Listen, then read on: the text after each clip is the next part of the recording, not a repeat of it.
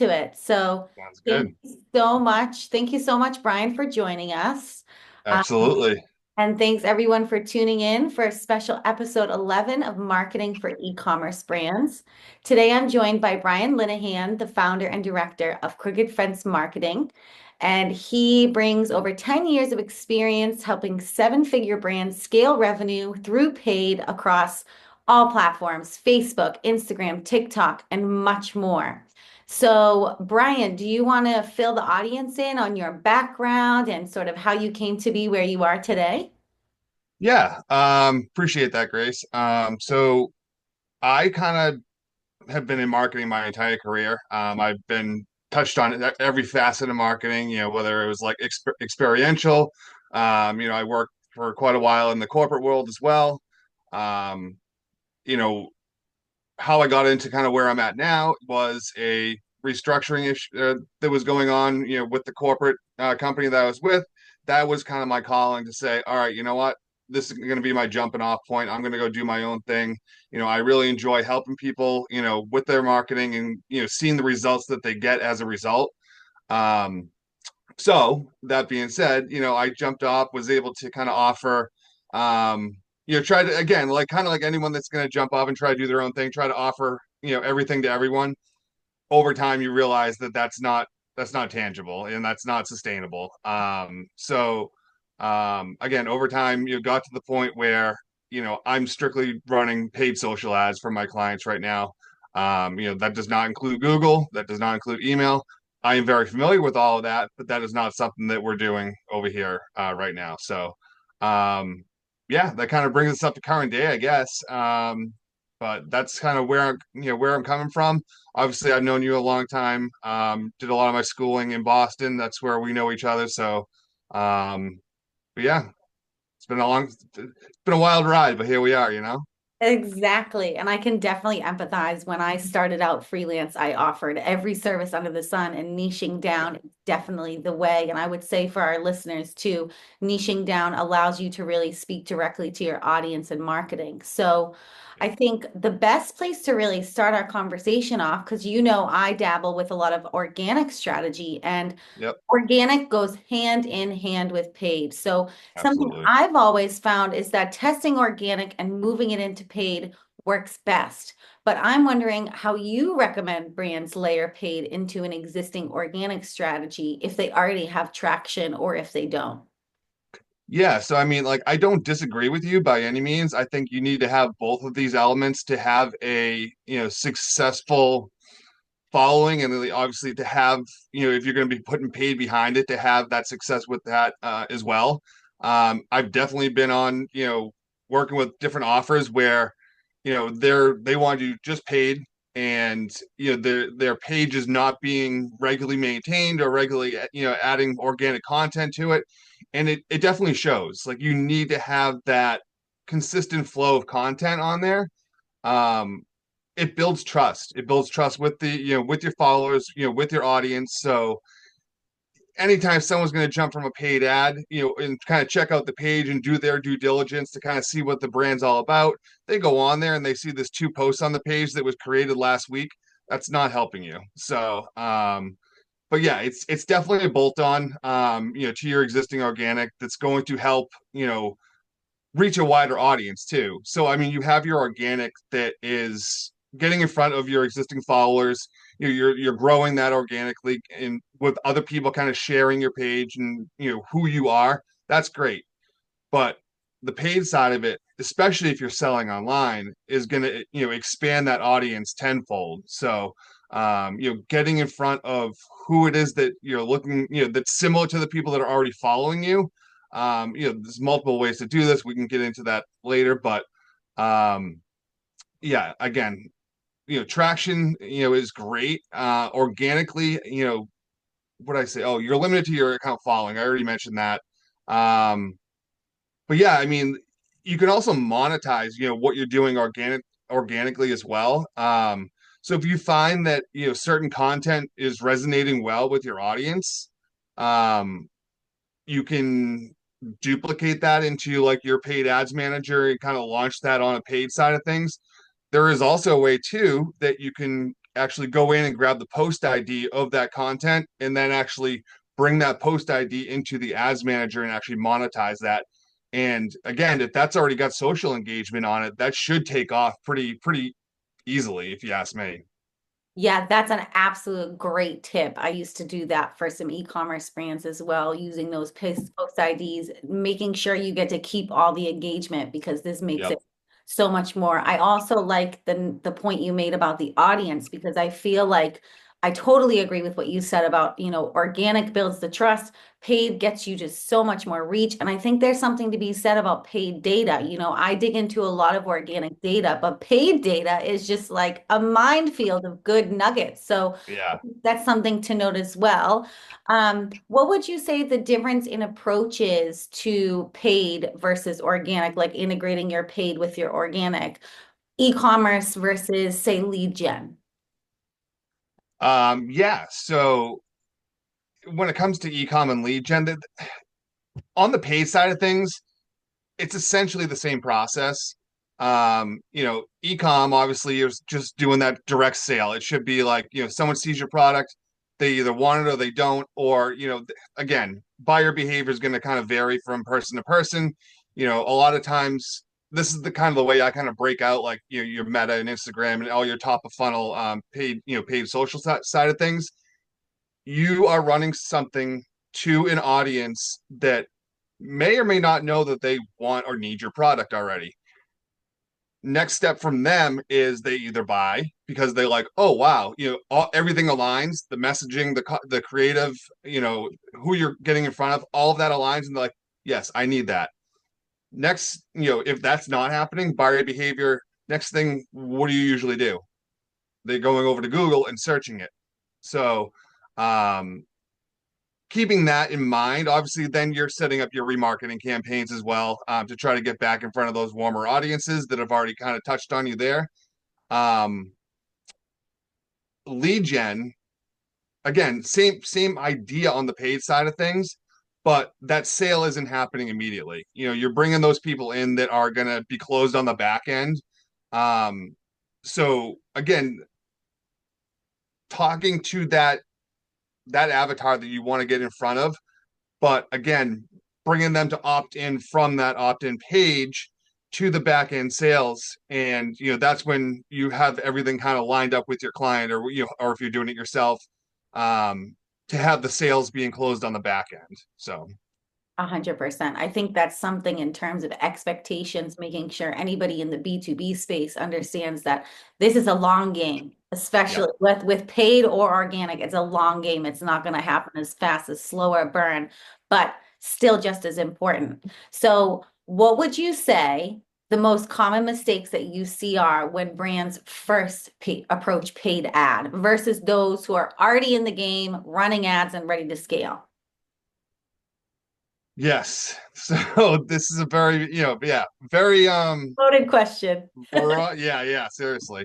Um, so just be totally blunt with it. Like if they have done or their first approach at paid ads, um first thing I see is there's no testing structure. It's just throwing things at the wall and hope they stick. And unfortunately, that doesn't work anymore. Maybe 10 years ago you could do that and it would work, but it doesn't work anymore. um I would say for those that are already running ads and looking to scale, um they may be showing promise with their effort and are getting to that point of like anyone that, how do I put this, Grace? So they get to a point where they are stuck. And to get to that scaling, it needs to get over that next hump. And that's where it's like they don't know how to do it. So many times, though, I still see account and testing structure that's missing in there. So when I say, account and testing structure, I mean like even just simple things down to like the naming conventions in the actual accounts themselves, just to make it clear for them. Like I go into accounts and different, audit different accounts, and it's like ABC 1, 2, 3. Like it might work for them, but it's not clear. For anyone that can kind of come in, I can show you what my naming structure is. On the campaign level, the ad set level, and the ad level, and you can go, oh wow, all right, so this is the same basically across everything, to make it that much easier for you. So it's little things like that that actually do matter. As much as it might be controlled chaos kind of in an account for someone, and they get it. Um, that's one of the first things I look at and go, no, we got to just kind of peel this back and kind of reestablish what this looks like in here. Reorganization. I have to Yep. agree with you there. And I would say even side by side on that is the UTM tracking, right? Mm, That's one of the biggest mistakes I yeah. see. The naming structure is so important, especially for the larger companies. If you have a few hands in the pot, or if somebody new joins the team, that naming structure needs to be easy for somebody to jump in and understand and clear. And then Yeah. going hand in hand is your UTM tracking set up and does it coincide with that naming structure? And Yeah. I think it's fair to say too that that naming structure that funnels into your emails, into your SMS, like the naming structure is just so important. So Absolutely. love that common mistake. Moving into KPIs, because it wouldn't be a paid discussion if we didn't touch upon KPIs. Of course. What are some practical ways that you think people can increase ROAS, so return on ad spend, without scaling spend too aggressively? Yeah. Interesting you bring this up because, like, I'll be honest with you, like, I don't use ROAS as necessarily like your North Star or like your guiding light. A lot of people, by default just think that is you know, that's true north, right? It's not. I mean, don't get me wrong. It plays into overall performance, 100%. But typically, you're going to see a decrease in ROAS as you scale. So I think targeting the most relevant customers, for you is going to help, with that overall return. Um, building out your lookalike audiences from your lists. This is going to be more relevant customers to you. Then even remarketing. You're remarketing to people that have already converted with you or are already customers. Um, I'd say probably increasing the LTV of your customers. It's a lot cheaper to hold on to existing customers versus trying to acquire new ones. Um, I say new ones. New ones really don't know anything about you. It's just going to cost a little bit more to kind of get them into your ecosystem. Ex- A couple other things I'd say, experiment with some maybe manual bidding campaigns. That kind of keeps you within your target acquisition costs. And then more stuff on maybe the back end, some upsells within your funnel. And then obviously having, again, all the pieces together, having like email nurture sequences and campaigns set up as well, as part of the remarketing efforts, to get back in front of, abandoned carts and things like that. Definitely. And I'm always telling my clients, do you have your abandoned cart turned on? Do you have your Yeah. abandoned cart? All those automations. So any way you can funnel people into the email. Yep. And so you mentioned funnels, which is perfect because that was my sort of next line of discussion is, are there any specific creative formats or funnel tweaks that you've seen drive the biggest impacts in results? And that can be ROAS, that can be LTV, that can be CTR, whatever sort of results that you find. But are there any sort of winning formats or funnels that you've worked with?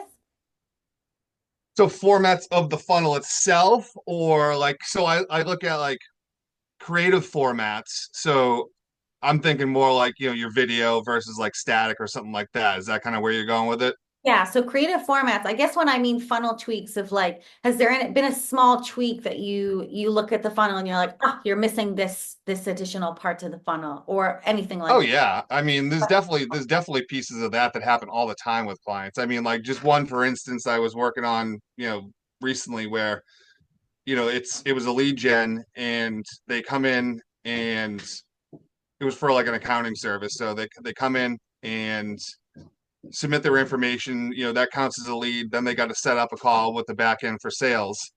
And then they could also just go to a direct purchase as well. This is more of like a higher ticket offer, Yeah, but the checkout was like a multi-step checkout asking for the same information that they already opted in with. So it was like, we needed to kind of consolidate that. eliminate what they already kind of provided. So that's one of the first things I look at. Are we duplicating efforts, in the funnel steps? Because if we are, we need to consolidate that and take out as much as we can to eliminate that kind of what's the word I'm looking for? See. Just the resistance, I guess, from the customer side. So, but I think the best way to kind of figure it out, is testing one element first.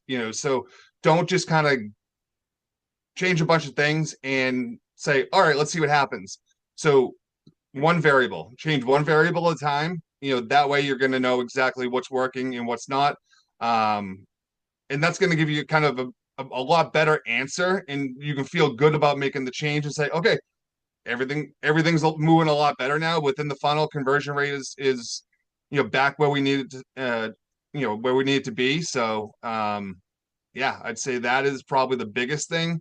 Um, in terms of like creative formats too, like on you know I don't know, where we're with the video and statics too, like that's going to vary based on every offer. Like I can't say that one of those works better than the other. Really going to depend on You're on. client. So Depends on everything. it does. We're definitely in the video era, but we've also seen things like carousels work. So when it comes to create, Yeah.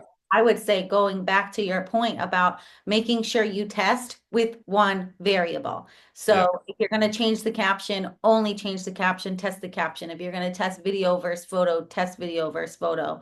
Yep. So testing, and that one variable is super, super important. So Agreed. in terms of conversions, because you said that magic word, what does a healthy conversion path look like today, and how do you identify where a possible breakdown is happening? Yeah. Um, so I mean, like right now, from what I know recently is, you know, industry average, I think for ecom is anywhere between like 2.5 to 3% conversion rate. So, when you're looking at that conversion path, especially if we're talking about like from paid traffic to like to getting to a completed conversion, on the landing page. I say the biggest thing is you need to have your dashboard set up really good, on the ads platform. This is going to be like your starting point, right? So let's just use like CTR first, right? Click through rate. This is going to show intent, obviously, clicking from the ad to the landing page. So, again, every metric is going to vary from industry to industry, but like usually tell people like a decent, at least benchmark click through rate I'd like to see is at least 1%. Um, you know, Anything higher than that's great. And it's definitely doable. But I'd like to be at least at that 1%. Um, and then even setting up custom metrics, within the dashboard itself, like using something like a thumb stop rate or a thumb stop percent. So this is actually like a 3% video plays divided by impressions. This is going to actually show more of the scroll stopping ability of your creative as well. So um, using all of those metrics within your dashboard is going to help kind of tell you if the ad is creative is effective or not. If we want to jump to the lander and see if there's like more of like a page issue there, using something like Hotjar or something like that, that's going to help kind of view the customer engagement on the page itself and figure out like, okay, like once they get to the page, all the metrics on the ads are great, but once they get to the page, they're not scrolling past the header of the page or something like that. Like so, Hotjar is actually going to do like a heat map and kind of show you where they're clicking. And I think that's a great tool to kind of have, to kind of assess, the performance of your actual lander itself. And that's outside of, doing like a page speed test and things like that.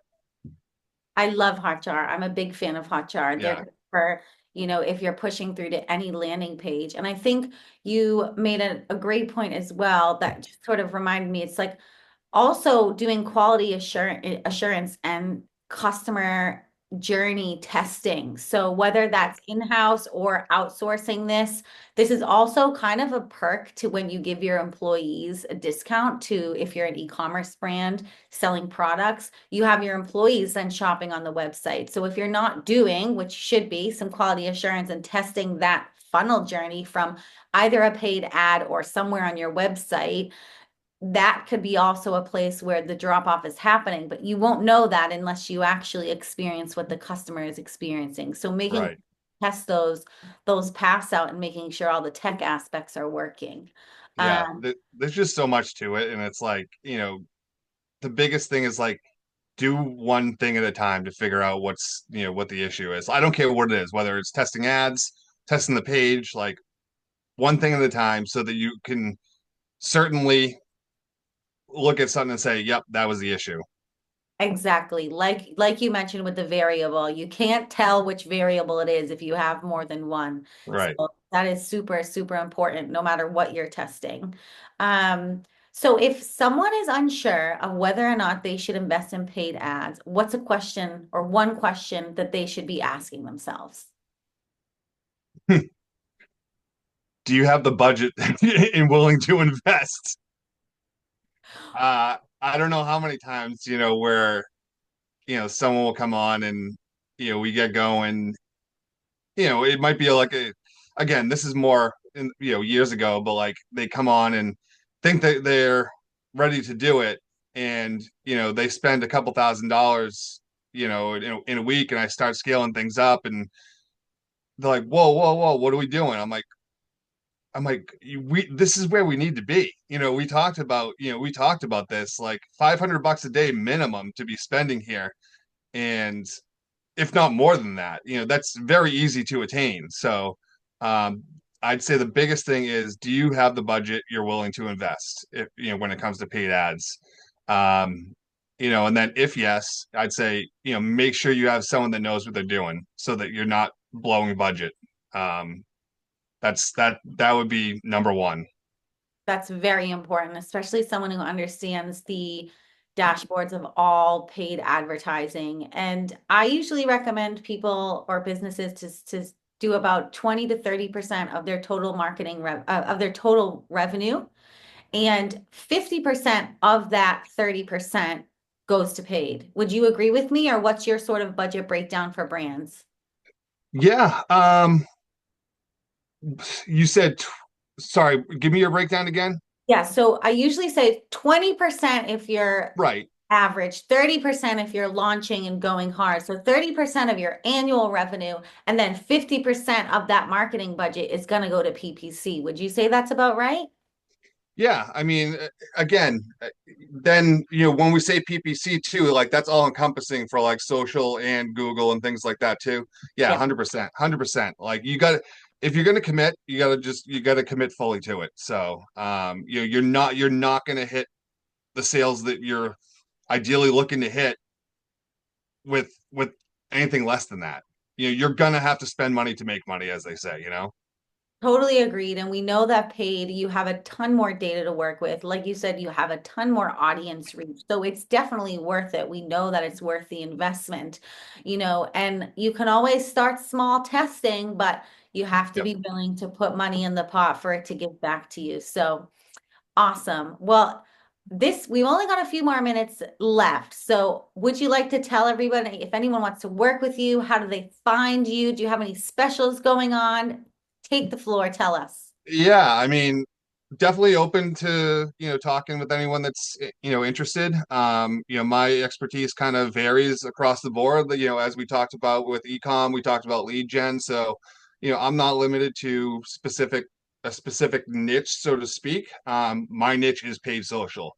Your offer is irrelevant to what I do. It's obviously relevant to you as a brand, but um definitely open to talking to anyone that is interested. You can share all my information with your audience when we're done here, but I do have a very beginner course that is PDF downloads or a video course for very basic meta setup and advertising. So there's I do have that you can share with your audience as well. Um, Again, that's like a meta marketing 101. So very, very basic. But anything outside of that in terms of wanting to, you know, brands that want to work and actually scale up with their paid social side of things.